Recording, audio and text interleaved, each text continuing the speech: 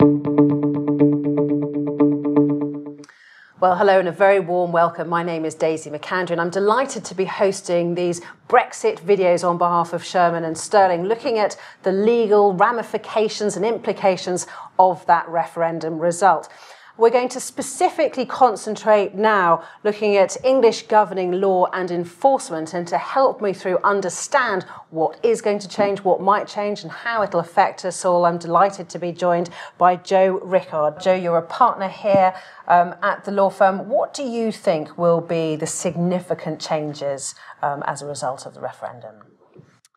It's quite difficult to predict at this time what the changes are actually going to be, because no one quite knows. But at the moment, we have two parallel systems that work in relation to governing law clauses and choice of jurisdiction clauses.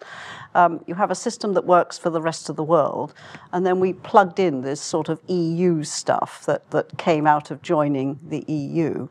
And what's now going to happen is that we're going to have to take out the EU stuff, assuming we do nothing else, but we'll still be left with a system that works well for the rest of the world and has worked for some time. It's a bit like having a sort of fuse board in a way. You have all sorts of bits on it that allow the electricity to work, and we're just taking out the bit that relates to EU. The rest of the electricity will still work perfectly well. It'll just be a little more complicated. So that sounds reassuring until you got to the bit which said a little more complicated. How complicated could it be? Or do you think in the long run it'll be short-term complication but long-term simplicity? I think it'll just be a little bit more complicated when it comes to enforcing judgments in the EU. At the moment, there's a system of reciprocal enforcement so that you can go and register it and it is easy to enforce.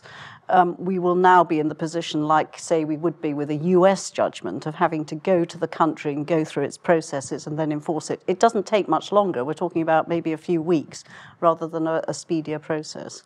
And I suppose you're saying one will have to sort of preempt that, in that trying to work out, what the system will be, or having that knowledge, as you would, as you said, with the American system, just have that knowledge and sort it beforehand in a way. Yes, I mean, it depends. I mean, most commercial contracts usually have a governing law and a jurisdiction clause. And if you had English law, English jurisdiction, it will probably make absolutely no difference at all. The English courts will take jurisdiction, deal with it as they always have, and there won't be an issue. The issue will come in relation to cases where you may not have the jurisdiction clause agreed on, where you may not have a governing law, and the EU has always seen these things slightly differently from the way English law has looked at it. So it's in those cases you may find a little bit of juggling for courts wanting to take jurisdiction, whereas others may feel they want to be in the safer English law jurisdiction. But on the whole, you're not sitting there tearing your hair out saying this is all going to be a disaster. You seem relatively relaxed about it all. Should we be confident that it's going to be pretty simple? I think it's going to be business as usual. It's just going to be, you're going to have to need to use your lawyers a little more, which is good news. Good news for me. But I don't think it's something of tearing your hair out at all, actually.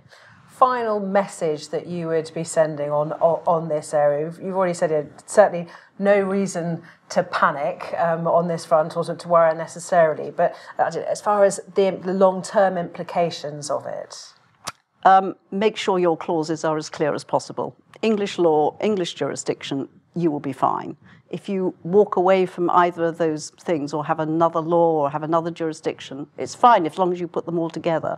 But if you keep to your agreements at present that have English law, English jurisdiction, there will be no problem. So if your ducks are in a row, there shouldn't be a problem. Shouldn't be a problem. Joe Rickard, thank you very much indeed.